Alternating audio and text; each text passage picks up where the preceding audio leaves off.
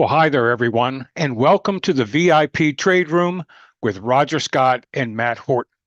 Today is Tuesday, November 11th, and my name is Raleigh White, and I'm coming to you live from a beautiful, crisp, cool day here in Austin, Texas, and I'm going to be your moderator today. Now, in today's session, Roger's going to be covering a range of important topics with a continued special focus on day trading. Specifically, he's going to be talking once again about why day trading is valuable in today's current highly volatile market conditions. He's going to share the advantages of day trading the indexes and the tools that we do need. He's going to be talking about trading breakouts, pullbacks, and reversals on an intraday basis, the importance of the VWAP and implied volatility on trading near-term options intraday, the pros and cons of day trading futures versus options, and as a bonus, he's going to share this afternoon's strongest and weakest stocks. Now, if you've got any questions during Roger's presentation, please type them in the chat window and we'll address them periodically throughout the session so as to not interfere with Roger's presentation. And folks, remember now that the chat is open to everyone. So we do have some ground rules. Always be kind and supportive in your postings. Keep to the topic. No political discussions allowed. And also, folks, please keep your side conversations to a bare minimum so that the rest of us can focus on the education and information that Roger is sharing because, he's spending time out of his day to give us an edge in the markets and to help us all become more confident and consistent in our trading activity. So for those of you that were with us bright and early this morning at 8 o'clock Eastern time for Roger's pre-market briefing, we noted that there were just a small handful of catalysts on tap for us that we needed to pay attention to. On the consumer front, we noted that Paramount was up 4% coming into the open. On the chip front, NVIDIA was down 1%. And with regard to Fed, we have one FOMC member bar speaking as far as today's concerned. So kind of light there. And for those of you that are wondering why we even talk about these catalysts basically for us represents information that is either known or will be known during the trading day, but is not yet priced into the market. Therefore, these catalysts represent volatility moments, and we just need to be careful and navigate around them. Now, as far as today's small cap watch list is concerned, Roger gave us 8 tickers: BODI, IZM, ENGN, KLTR, ALUR, QNRX, CYCU, and TURB. So let me go ahead and switch to my other screen here, and let's take a look at how these small cap stocks have been performing today. Well, you can see I have my Thinkorswim chart platform up here, and the reason why, normally you're used to seeing a black background. I don't like black background. I like white background. So I changed it to white, and we're looking at everything here on a 15-minute time basis. So in the upper right-hand corner, we have BODI, and we see coming into the open, the pre-market high was $8, and it opened up. It's been hanging right around $6 here. Doesn't look like it's making any move into this area, and we can see volume has really fallen off. Next to it up here, we have IZM. The pre-market high was $1.69. It opened up here at about $1.11, up to 122 where it is right now, just chopping sideways. Also, no volume. Nothing here leading me to believe that we're going to hit this point as a possible entry. The only hit that we had today, this morning, was on ENGN. And we can see here that the pre-market high was $10.92. And right here at 10 o'clock, we see this bar, this 15-minute bar, burst through there, would have given us a fill and hit a high of $11.14. Unfortunately, that's just only about a 2% move. Now, I marked this chart this way for this reason. When we got this hit, assuming a 15% profit target would have been up here at 1255, and a 15% stop loss would have been down here at 928. So we can see that we got our fill, went up about 2%, fell, and came down within just a tick of getting stopped out, moved a little bit higher, and then ultimately got stopped out. So this is a hit, and this would have been a loss the way I track these things. The next one here in the upper right-hand corner is KLTR. We see the pre-market high, $2.28. Once again, nothing happening there. Lower left-hand corner, Allure, ALUR, pre-market high, $2.58. Once again, just moving sideways, volume really falling off, nothing there. QNRX, pre-market high was $15.80, and it basically sold off after the open. Been sitting right here around $10. Doesn't look like we're going to see a move here either. Next to it here, we have CYCU, and its pre-market high was $5.49. We can see we opened up, never even comes close to this. Volume is tapering off. And then lastly, TURB, pre-market high, $4.45. Same kind of thing here. Opened up, dropped a little bit, and moved sideways. So of the 8 tickers here, we did have one hit. Okay, and unfortunately, I am going to track and count this as a losing trade.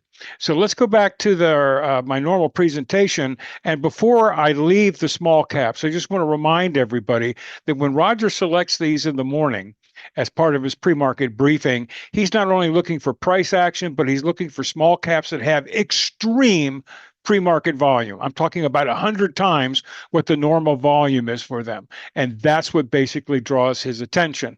Also, folks, when we look at these small cap stocks, we're looking at them pre-market.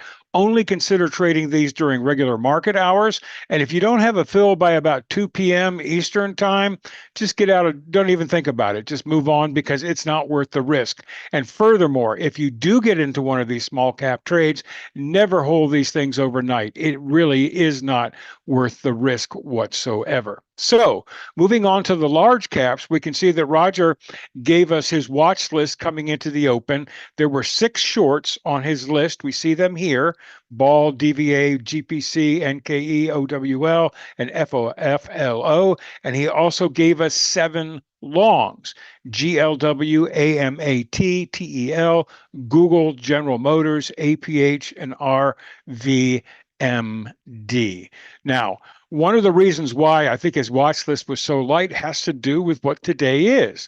As we came into the pre-market, into the open, we noticed that the markets were down a bit, which would be normal after yesterday's run up. But the big thing is this: today is Veterans Day, and the bond market is closed on Veterans Day. And as you know, as Roger was famous for telling us, that bonds are what really move the stock market. It's the engine that moves the stock market. So when the bond market is closed, he expects it to be a pretty light day.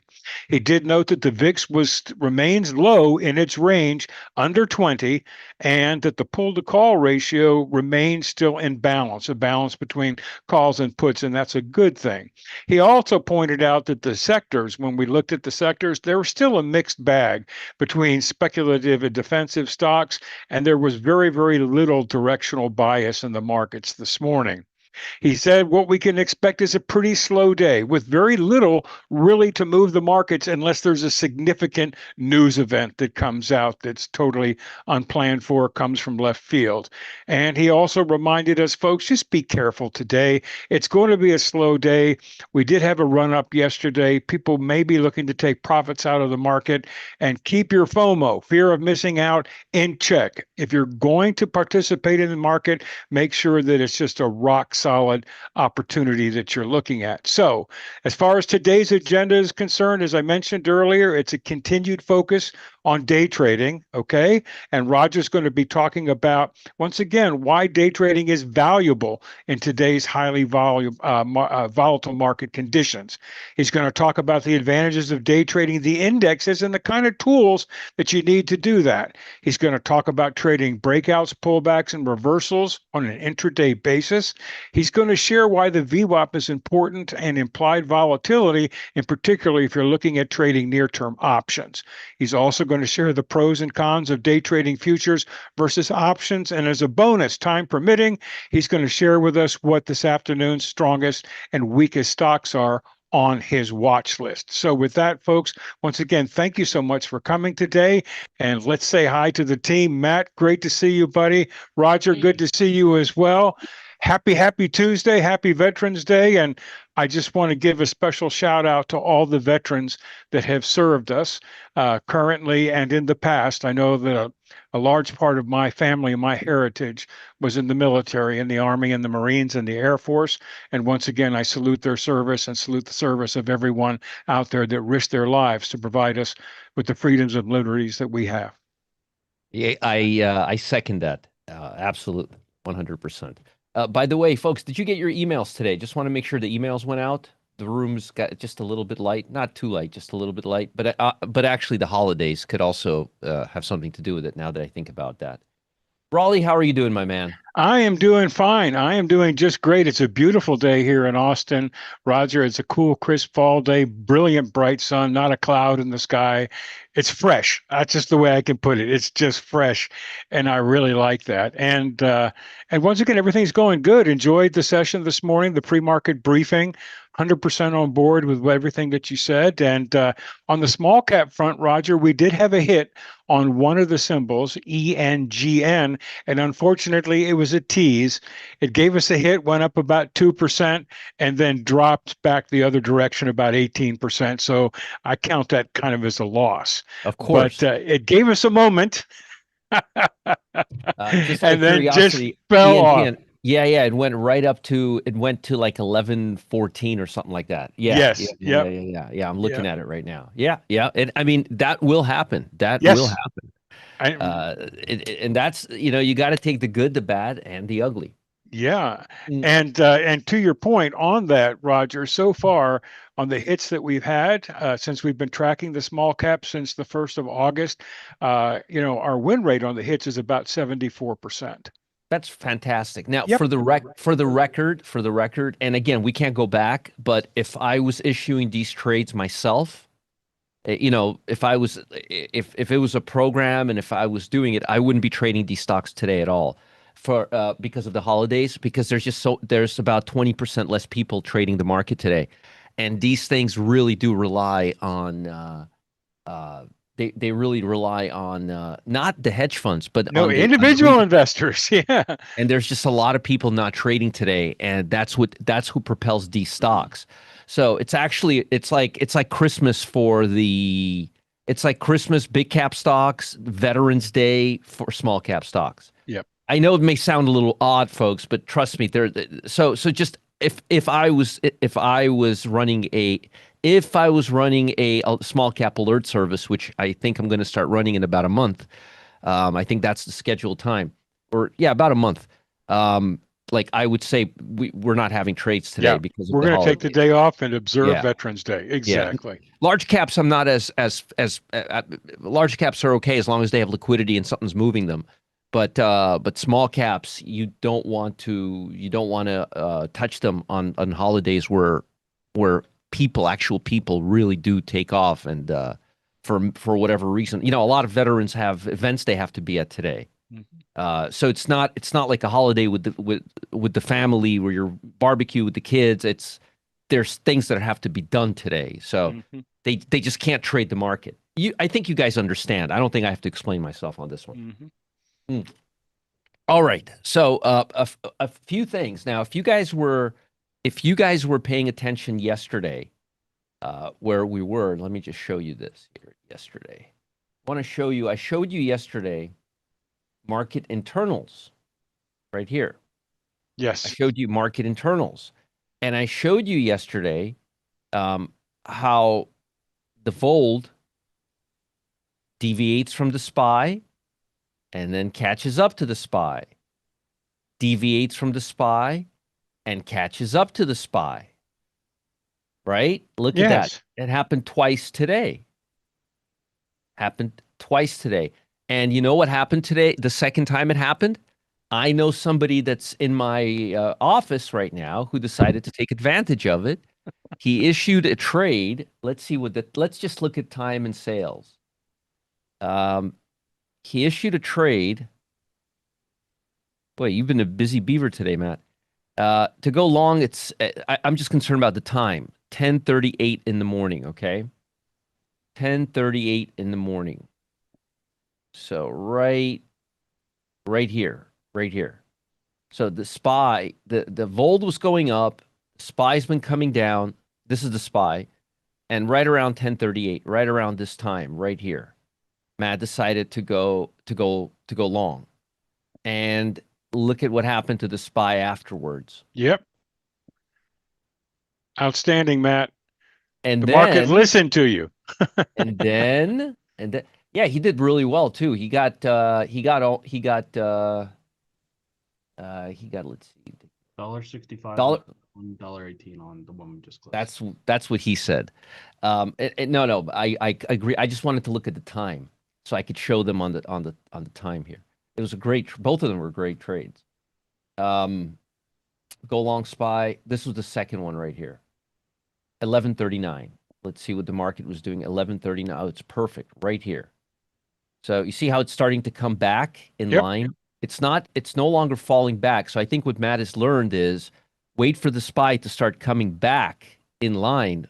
Don't just wait for the deviation. Wait for it to start coming back in line before going long. And boy, oh boy, he killed it on these two trades. I mean, Good like job. obliterated it on those trades. Great job. Great job, Matt. Great Yeah. job. Great. Oh, you don't see my chart? You don't see my charts? Oh, yeah. We see him We see crystal clear. Okay, cool. All right, good. Yeah. Okay, yeah. So he did really great on both of these. He followed the rules. He went with the Vold. He went with the divergence, with the Vold. It was about as perfect as it can be, both times. And I'll tell you another thing. Even if it didn't work out, it would have been a very good trade because again, it's not the result, it's the process. As long as we stick to our plan, that's what we have to pay attention to. That's a good point. Yeah, it's Yeah. A+ entry. Yep. Yeah. But and if for some reason, if you're having trouble with the Zoom, you can always check it out on YouTube. I know there's a YouTube feed coming in right now as well. Yep. But I wanted you guys to show, and because this is exactly what I was teaching you yesterday. We were talking about how it come. Look at that divergent. Mm-hmm. Look, this is just going straight. And my favorite ones are when Vold is moving like this directionally the whole day. Because see, now if it has to deviate, it's not every time it deviates from its main trend, I find it less valuable. Now, if it comes down here and comes back up, that's one thing. But if this was to start coming down and breaking low, and that's it, it's over. That party's over. Okay, I'm just saying from my experience. Yep. Matt's experience may be different, but my experience, the best ones are clean like this. Fortunately, it happens all the time. It's not like it happens once every 3 months. It happens 3-4 times a week, and these divergences happen several times a day. I'm sure there's going to be another one or two today. So it's not like something that happens rarely that we have to keep like it happens all the time. All the time. Constantly. Okay. All right. Just wanted to show you this. So let's continue our quest and our adventure for day trading the SPY. And I want to explain, and this is another major question that a lot of folks that they don't seem to understand. It seems to be counterintuitive. Okay. And the question is, Roger, why is it that when you're trading using the Pro Trader dashboard, you're trading it like this, like if a stock has to be 52-week high. I mean, you're day trading a stock and isn't it a little silly, Roger? You're day trading stocks and you're looking for stocks that are breaking out of a 6-month high. And you're in the stock for 20 minutes. Isn't that a little too much? Like, what does I could see people thinking that, like, why is it that you're looking at a stock that's making a 6-week high or a 6-month high if you're going to be in the stock for 20 minutes? Why? Why do you do that? What's the importance of that? And I'm going to explain to you. I'm going somewhere with this, okay? The reason I do that for a stock is because well, that's true, Chris. One of the reasons is I have no idea how long I'll be in the stock for. That's very fair point. I wasn't even going to go there, but you got me there. That's very, very true. Very good point. Very good point. Because I don't know how long I'll be in there. That's a very good point. But because stocks don't do this, they don't move like this most of the time. Let me show you. For the most part, here. For the most part, stocks move like this.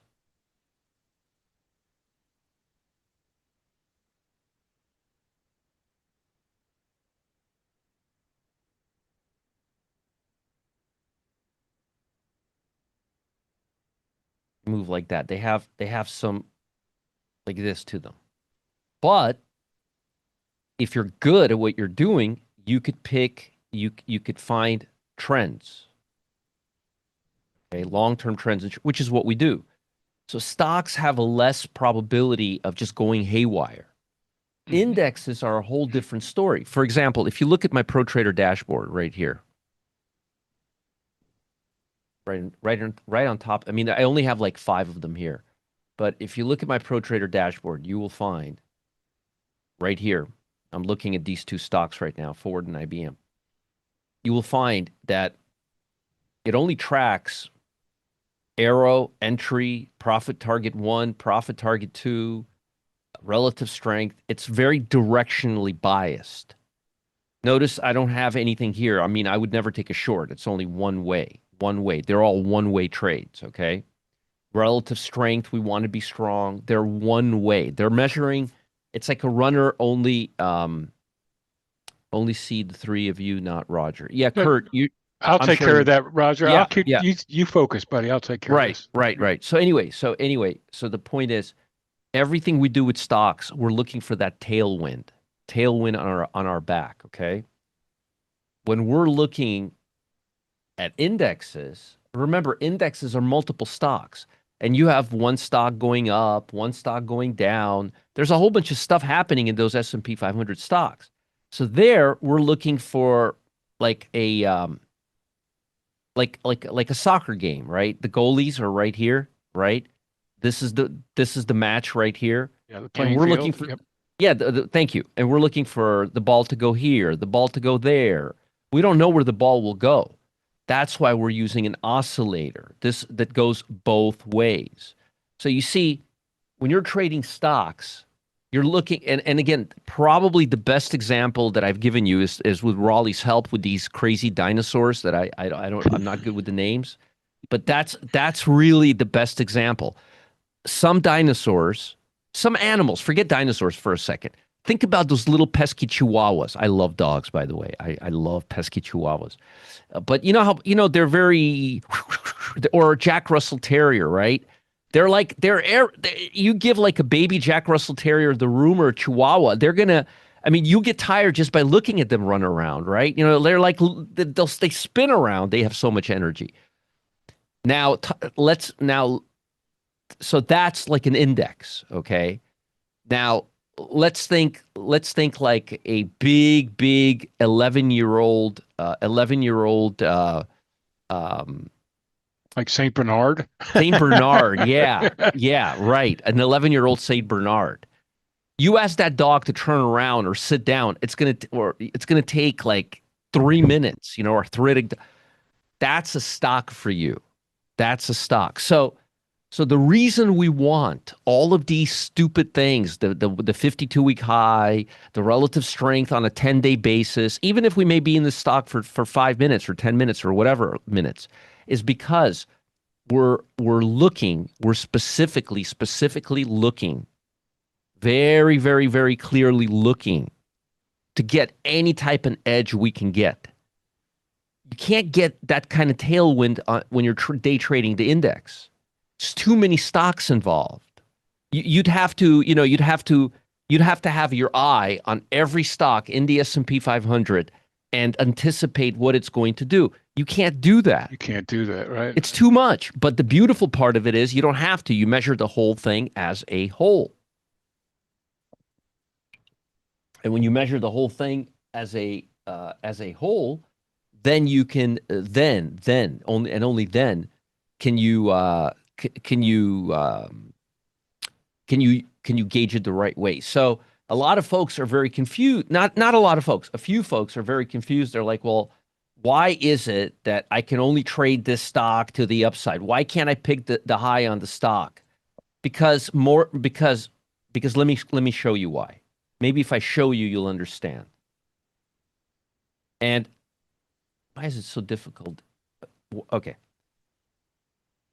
Everything I'm saying right now is based on probabilities, okay? Because after a stock does this, where a lot of you will want to short it like this and thinking it's going to go down, what the stock will do is just flag. Okay? The odds are, after a big move, the stock will flag. An index, after a big move like this, the odds are it'll go back down to its mean, the VWAP. It's a big, big difference. So stocks are like, they're like people, like imagine those soldiers, like, I got a great example. Wizard of Oz, the Tin Man, it's like a Tin Man before you put any lube into the Tin Man. It's like,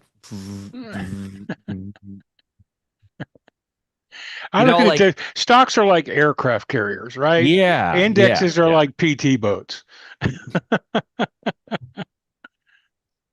It's such a good analogy. That's a great analogy. That's a really, really good analogy, actually. Let me just take a look at something. Whew. You guys are looking for a hot stock right now. American Express is really heating up right now. Yeah. Matt, did you look at it for a quick remember? Mm-hmm. All right. Yep. Okay. So I wanted you guys to understand that, and I wanted you guys to see that because it's very, very important. Does the ACP software has issues with ADP ticker, or is it only me? Hold on, let me take a look. I have it right here. With no, it's no problem at all. Omar, no problem. Looking at it right now. Matt, are you having problem with ACP at all?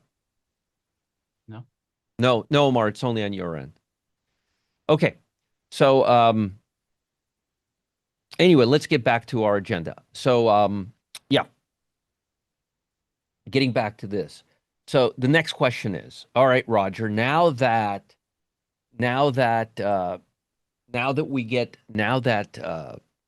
options on indexes are pretty much settled the same day, like the same minute, is it still advantageous to trade the E-minis, or should we just trade the options? There's a lot more to that equation and that answer than just that factor. And I want to explain to you guys. And all I'm going to do is just give you pros and cons of each one. I'm not recommending you trade one over the other or anything like that. This is just, hey, if you go this way, this is what you got to deal with. And if you go this way, this is what you got to deal with, okay? If it's a particularly slow, so first of all, is VIX over 20? And you guys should write this down for yourselves right now. Is VIX over 20? Okay? If VIX is over 20, you're going to pay a lot more for the option because the implied volatility is going to be high. And this goes for any option, by the way, not just the SPY option. That's going to go across the board. So debit spreads are good when you have high volatility because remember, you're also selling an option. But I digress. But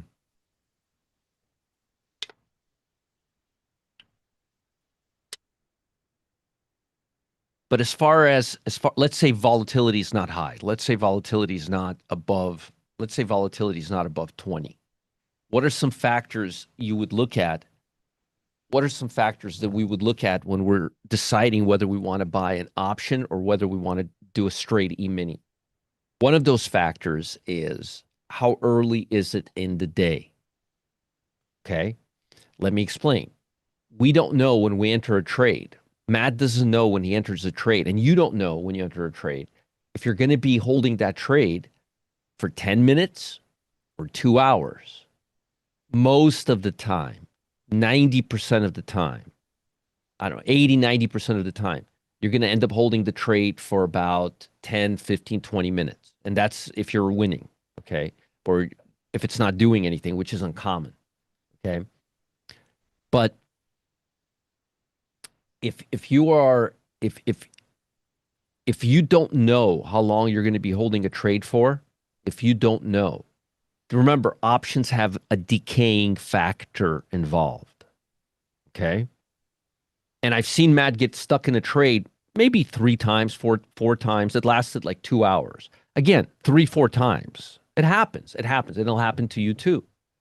So my point is, my point is, don't assume you're going to be in a trade for 10, 15 minutes. Now, there's always an exception to this. Let me give you the exception. Some folks, indeed, this is where you need to really listen. Some folks use what we call time stops. They don't work well at all on stocks. I'm talking about indexes, okay? Time stops are horrible for stocks or stock options. But if you're trading an index, okay, a lot of folks use time stops, especially if you're day trading, okay? And what time stops are this. Basically, look, if something is not happening within an X amount of time that you expect to happen, you just get out of a trade. I call them just scratching a trade, basically. You're just getting out of that trade for whatever reason. A lot of people do that. For example, I'll give you a good there is one good time to do that on stocks, but I don't want to get into all that right now. But if you're trading indexes, if something doesn't happen within, say, 10, 15 minutes, and assuming you always follow that rule, okay, then options are great because you know you're going to be in a trade for 15 minutes. Options are great because no matter what happens, if it doesn't move nicely in your way, basically if it doesn't do what you were thinking it was going to do when you got into the trade, you get it out of the trade. Matt, can you hook me up? Yeah, 1 second. Yeah, thanks. Okay. Very, very simple. Time stop.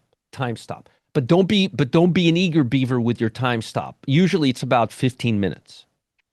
I'm giving you. So if you're a scalper, time stop would not be 15 minutes. But if you use 5-minute charts and if you're a day trader, usually 15 minutes. Basically, you get into a trade, it doesn't do anything in 15 minutes, you get out. But again, options work really good with that, and E-minis work great with that too, because E-minis have no decay. But a zero DT option would be really good with something like that, because you can literally put a time stop, and you know that 15 minutes comes and goes, you're out. Okay, unless the trade is moving in your favor. Okay, so that's another consideration. How long you average hold the trade. Now, don't go guessing. Our memories, and I'm telling you this right now. I'm gonna tell you this right now. Our memories play tricks on us a lot more often than you may think. Okay, they play tricks on us. Sometimes you'll go through 20 trades and you'll have 3 big losers and you'll think you took 8 losers or 10 losers. Okay. So, or same thing for winners. We're not good at remembering data when emotions are involved. Our emotions play with our memories. They do. It's amazing, but they do. They really play with our memories. Okay. Don't rely on your memory. Rely on your journal. Remember that journal I told you guys? Absolutely. Like 2 years ago, 3 years ago, 4 years ago. I still keep talking about it. You need to have thank you, sir. You need to have a journal so you know how long you're staying in your average trade. You need to have that information. If you don't have that information, you're not going to be able to make you're not going to be able to make a good decision. Okay? You're going to be completely biased by emotions, good, bad, ugly, whatever they are. Okay? All right. So let me continue. All right. So Roger, well, we take a little pause here from a couple questions that came up. With regard to the new settlement rule on the indexes, so the thing is this, is we understand if you trade a cash account, there's no pattern Yes. day trading penalty. Right. And cash accounts now are settling almost immediately on indexes when trading options with brokers. Is that correct? That is correct. That is correct. So that's incredible. The Yeah. Yeah. second thing is this, and I only mention this because all of my trading background is in futures, day trading the futures markets, E-mini, S&P, et cetera. The one advantage that I've always felt about options, and I don't trade options yet, but I am going to be doing that, Roger, is because when you trade futures, you know how volatile they can be. And everybody trading futures is told you better put a stop in someplace, okay? Because these things can move aggressively against you, where options can be a bit more forgiving that way. Yes, there's a decay factor, but you can handle a little bit more of that. So Murmis just asked the question is like, hey, if I'm trading in E-mini and I lose my internet or my power or this, that, and the other thing, how do I protect yourself? You better have a stop in the market. You have to have an emergency stop when you're Stop. playing with E-mini. Yeah. You got to have an Yeah. emergency. And you need to be prepared for the fact that you may be stopped out and hate the fact that that happens because the market turns around and moves in your direction. That's just one of the risks of trading something that's that highly leveraged. Yeah. But I agree with you completely, Roger. My point always in trading the E-minis is that, I'm expecting 2-minute moves. But so from that standpoint, if you're saying there's a time stop, and you say if it hasn't moved in my direction in 15 minutes, I'm out, I think that is just really prudent. I don't have that experience on the option side, but certainly on the future side, when I got into a trade, I had an expectation over a period of time of what's going to, and if it decided to pause, as far as I'm concerned, it had just huffed and puffed. It might get ready to back up, and I'm like, I'm out. Let's look for something else. Exactly. So it's one of those things, It's just one of those things. And again, there is no right or wrong answer. Right. And I'm going to give you another part of the puzzle. It's not about leverage. You'll get just as much leverage or more out of it. Don't try to, futures give me more leverage than an option. Those options will give you crazy leverage, and those futures will give you crazy leverage. Don't do it from a how much you're going to make perspective. Do it from what makes you more comfortable. I know some traders who say to themselves, hey, this option costed me $300. If this market crashes right now, or if I go to the bathroom and it comes down, and now I'm going to lose $300. Okay, I could live with that. And they're looking for a big move, and if the market moves, that $300 can potentially become $1,000. I'm making this up just to illustrate a point. Yep. They're looking for a big move. You can't do that. You can't do that. You can't trade with that attitude using E-minis, okay? Because you have potentially unlimited risk of loss. So you have to treat this like you have 10,000 shares of a stock, if you will, if you want a metaphor, because it can potentially go up, down.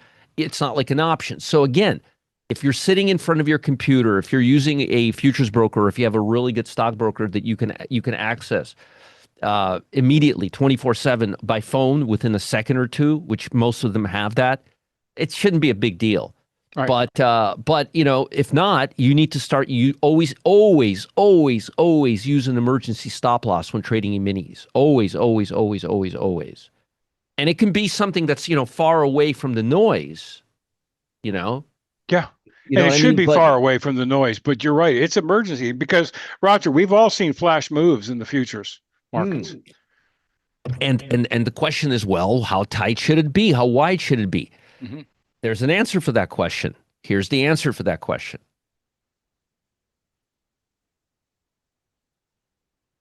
This little thing right here, you see ATR? The ATR is how much does it move right now? How much is it moving? Mhm. Is it moving 20 points, 30 points, 40 points, or is it moving 100 points? That's the question. So and again, just to give you an example, the SPY here at 6 in the morning. I'm illustrating a point. I know it's overnight. I'm aware. But is volatility like this or is volatility like this? Do you see my point? Yes. That's the are you going to use the same stop here? No. So here, if volatility is like this, you can put a stop right here. Put a stop right here and right here, just to be away from this noise as an emergency stop. But if you're trading here like this, put your stop somewhere like this, outside of the range, outside of the zone of volatility. Right. That's of course. But that has nothing to do with trading. That's just common sense. That's just, like making sure you have a backup light, make sure you have a backup these are things that these are just common sense things. Have a generator if you're going to be trading E-minis. You could see how much it fluctuates. Your P&L, you could see it. So the risk right. Exactly. And Yep. by the way, one of the reasons why I tell you to paper trade for a couple of weeks to a couple of months is so all of these things can happen to you while you're in a simulator. If you paper trade for 3 weeks, 95% of all the crap that you're going to be losing money on will not be there.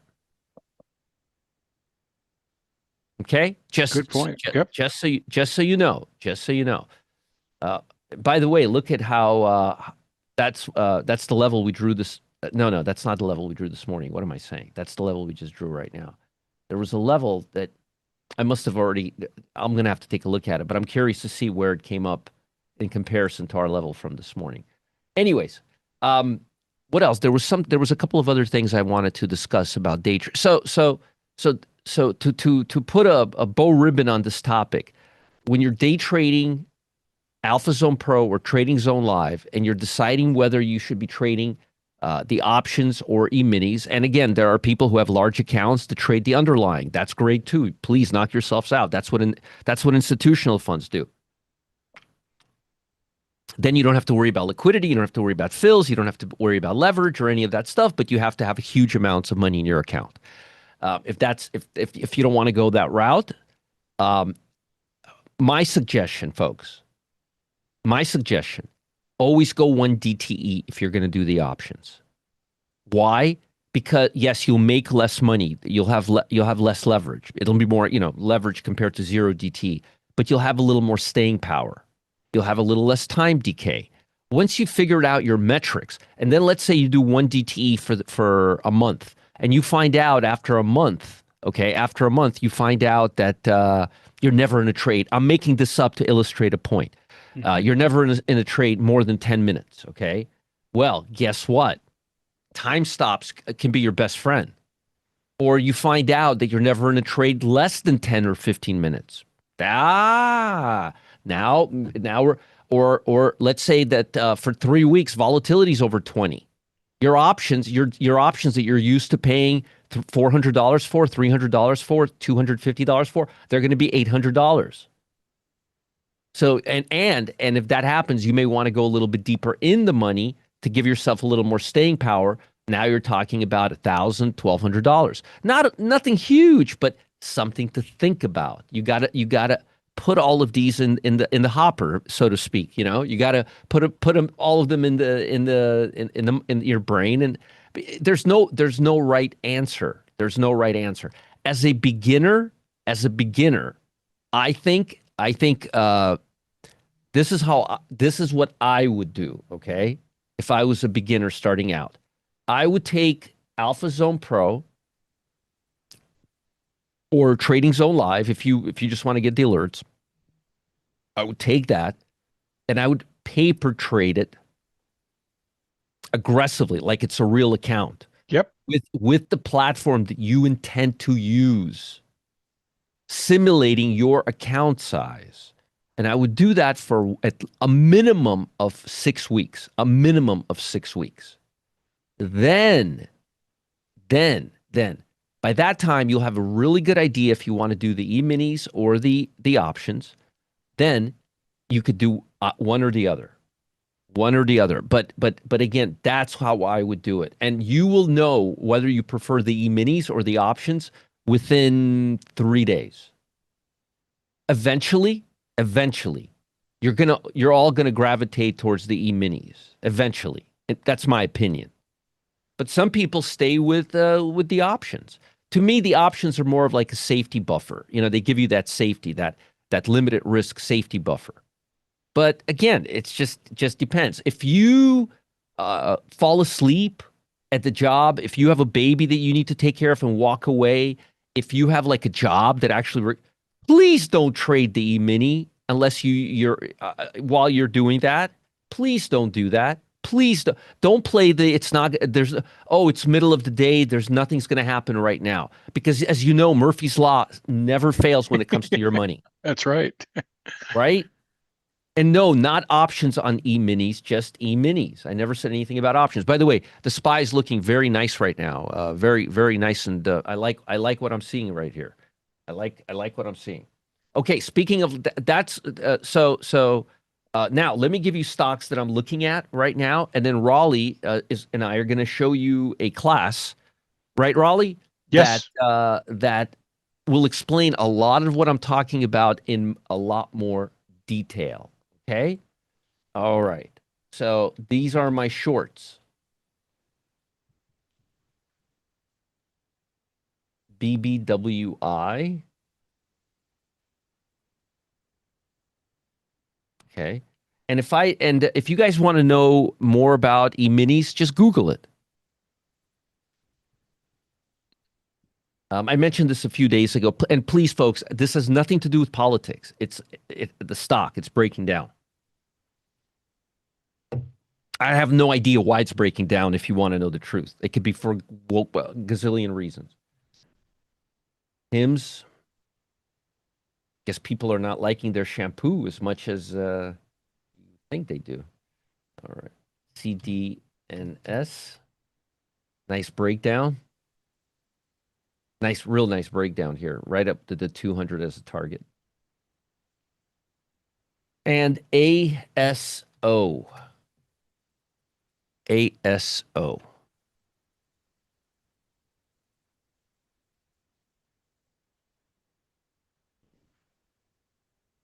All right, let's look at the long side now. I really like a lot of these stocks, actually, so let's take a look. BBIO. Matt, take a look at this baby. That's a nice looking stock right there. These are watch list trades. Every one of my day trades is a swing trade. Starts out as a swing trade. Okay. That's a very, very nice. And folks, what kind of a pattern is this? All together now. Come on. What kind of pattern is this? That's right. Damn straight. It's an A line. It's good. We like A lines. Circled that. Nice looking stock. Another one. I know it's a new stock. You've never heard of it before. Google. By the way, see why I like it? It's above our VWAP level right here. Very nice looking stock. That's right. NU. Nice. I wouldn't day trade this too wiki, but I would swing it. MTD. Nice breakout. Nice breakout here. And also MDT. See how you have two ticker symbols, MDT and MDT? Now, is that confusing or what, Raleigh? Yes, it is. I could see getting that easily wrong. Now, well, how about this? When both stocks are on your watch list. Yeah, I know. I Right next to mean, each other. I mean, like what that MDT and MDT, folks. No, I'm not kidding, and I'm not trying to make your life more difficult. But look, it's breaking above the 50-day moving average. It's looking really good here. It's actually looking great here. Let me circle. Yeah, I mean, it's one of those things. As is life. AEO looks like it's building a very nice base here.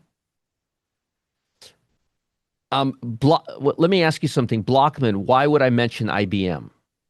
First of all, I'm not even halfway done yet. But what is it with you and IBM? Let me ask you. I'm just curious. What is it with any reason you're not mentioning IBM? I'm curious. Why should I mention IBM? All right. WRB. Yes, and that's exactly why we're not mentioning it here, Blockman, because it's a pit trade. See, Blockman, you've learned something today. You don't mention trades that we have in any of our paid programs here because this is not a paid program. That's right, Chris. Oh my.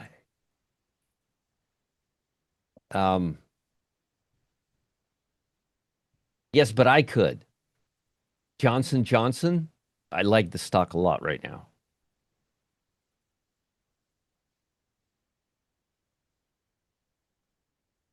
Johnson Johnson, very nice look. WRB, very, very, very nice looking stock. Very nice looking stock. Also, I think there's a fundamental story regarding this stock. Correct me if I'm wrong, Raleigh or Matt, but I think this is a on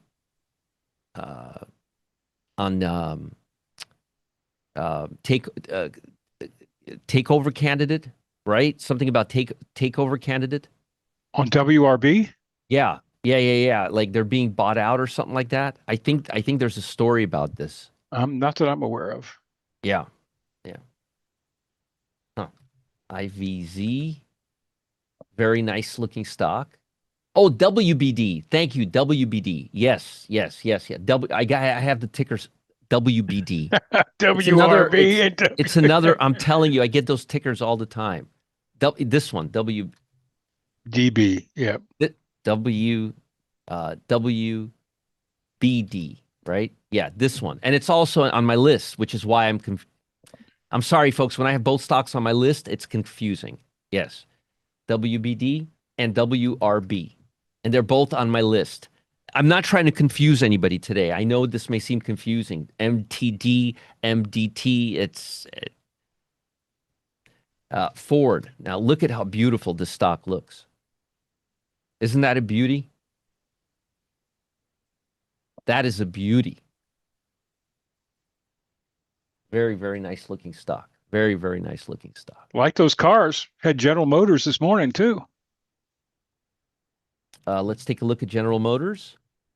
Yep, at the top of our range. I think Ford has a little more staying power, but I do like General Motors still. Okay. AXP, which I really like a lot. It sure is, Gus. It sure is. And APH.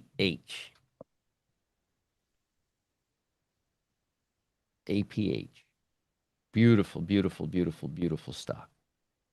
Yeah. And for anybody that doesn't know, I have a policy of not talking about any stocks that we have in any of our programs because it's not fair to people who've paid for the programs for me to talk about those stocks. So please don't bring them up here. If you have a question about them, you're free to send me an email. All right. Raleigh, we're going to have a class for them right now, correct? We are definitely going to have a class. And a lot of the stocks a lot of the things that we've talked about, the day trading, the options and day trading, the E-minis are going to be discussed in this class. I highly, highly, highly recommend you pay attention to this class, and I hope you take notes. And if you have any questions, Raleigh will get them to me, and we will answer them as soon as possible. Okay? I want you guys to know that. Also, I believe today is the last date to get in on this, so please take advantage of this, folks. Thank you.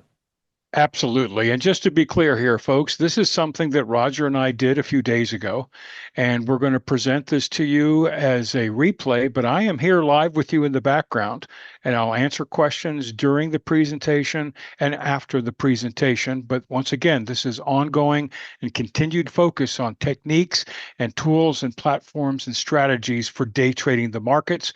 So let's get this underway. This happened. Profits performance shown are not typical, but they're real. They're real. They're all there's 600 people in that channel right now. We're not going to make any future earnings claims. You may lose money. But between April 14th and July 1st, since we launched this to people who bought AlphaZone Pro, we applied options, 0DT options to 119 trades. From